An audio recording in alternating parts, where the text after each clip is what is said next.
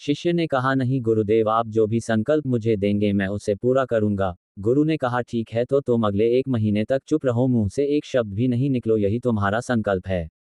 शिष्य ने कहा, गुरुदेव, ये भी कोई संकल्प है? ये तो बहुत ही आसान है। 1 महीने तक चुप ही रहना है।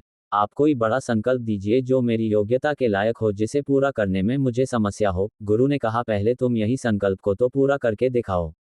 शिष्य ने गुरु की बात मान ली और वह इस समय चुप हो गया और पलटकर कुटिया से बाहर चला गया। पहले उसे चुप रहना बहुत आसान लग रहा था।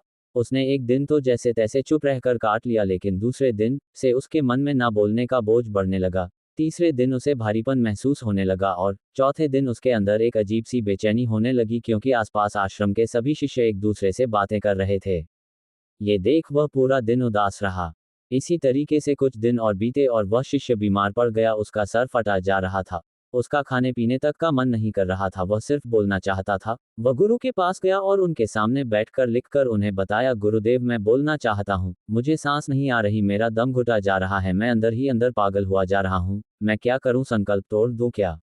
ये पढ़कर गुरु मुस्कुराए और बोले, संकल्प तोड़ने के लिए ही होते हैं, लेकिन जो अपने संकल्प को पूरा कर लेता है वही अपनी आंतरिक शक्ति को बढ़ाता है, और जो अपनी आंतरिक शक्ति को बढ़ाता है वह समाज की कल्याण करता है। संकल्प का लेना भी तुम्हारे हाथ में था और इसे तोड़ना भी तुम्हारे ही हाथ में है। तुम्हारे बहुत से भाई अपने संकल्प को तोड़कर अपनी पुरानी दिनचर्या पर वापस आ चुके हैं। अगर तुमसे नहीं हो पा रहा तो तुम भी संकल्प तोड़कर अपनी पुरानी दिनचर्या पर वापस जा सकते हो।